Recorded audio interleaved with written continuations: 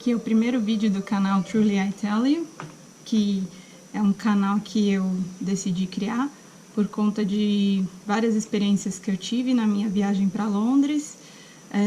Foi uma boa experiência espiritual, eu diria que abriu meus olhos, assim, de uma cristã que achava que estava tudo certo com relacionamento com Deus, para uma outra pessoa que descobriu que na verdade era uma cristã morna.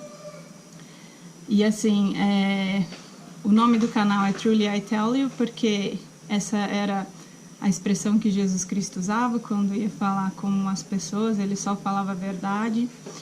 E esse canal vai falar a verdade, principalmente para a gente ter uma resposta para aquelas pessoas que chegam para a gente, cristãos, e perguntam sobre a nossa fé. Eu acho que é muito importante a gente saber responder. Inclusive, Pedro também fala isso em 1 Pedro 3,15, que ele fala: estejam sempre preparados para responder a qualquer pessoa que lhes pedir a razão da esperança que há em vocês. Eu não entendi isso direito, mas assim, é muito importante mesmo para os cristãos, para terem certeza da fé que eles seguem. E estudando muitas coisas, eu só cheguei à conclusão de que minha fé foi fortalecida. Então, eu quero dividir isso com vocês e esse é o propósito desse canal. Esse primeiro vídeo vai falar de um tópico que é muito básico, que é sobre a existência de Deus. O que você responde quando alguém chega para você e pergunta sobre a existência de Deus? Uma vez, um amigo meu me perguntou por que eu acreditava e tal, e ele achava assim que Deus era uma invenção, uma lavagem cerebral em massa, e que eu não tinha provas para provar que ele existia. A minha resposta na época, eu não estava preparada para responder, mas foi simplesmente: eu não tenho provas para te provar que ele existe, mas você também não tem como me provar que ele não existe. Esse foi o meu argumento na época, porque eu não estava preparada. Mas eu já tinha questionado sobre isso na minha infância mesmo. Eu sentei uma vez, fiquei olhando para a natureza assim, e pensando na existência de Deus. Eu tinha aprendido na escola de ciências, em biologia, na escola, né?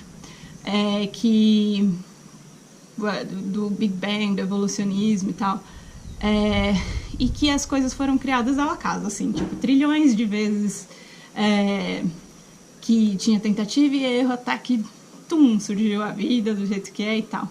Mas eu fico olhando para a beleza das coisas e para a complexidade de uma célula que seja, e eu simplesmente chego à conclusão de que não importa quantas tentativas possam ocorrer, assim, não tem como, só por processo de tentativa e erro, existirem coisas tão belas na natureza.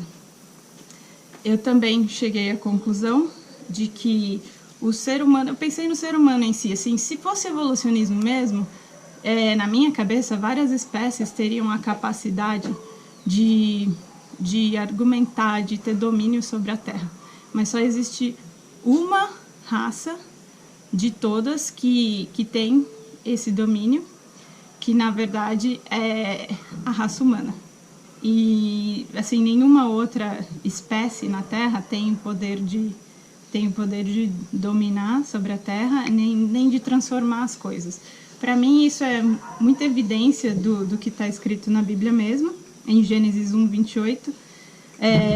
Quando Deus criou o ser humano, ele os abençoou e disse: sejam férteis e multipliquem-se, encham e subjuguem a terra, dominem sobre os peixes do mar, sobre as aves do céu e sobre todos os animais que se movem pela terra. Outras pessoas também acham que assim, o conceito de Deus foi inventado por autoridades para impor um conceito moral para outras pessoas e tal. Mas eu fico pensando, se as pessoas fossem inventar um Deus, teria que ser um Deus mais parecido com elas, né? Tipo o que segue a nossa natureza humana. Tipo Dionísio, que é um deus grego do vinho e do prazer, ou mesmo Zeus, que vinha para a Terra de vez em quando para, né, fazer uns semideuses com as mortais. Mas o caráter de Deus que é exposto nas leis de Moisés ele vai contra a nossa natureza humana, na verdade. E muita gente rejeita a existência de Deus justamente porque ela vai contra os nossos desejos, as nossas paixões. E seguir a Deus significa negar a nossa natureza e abraçar os padrões de Deus.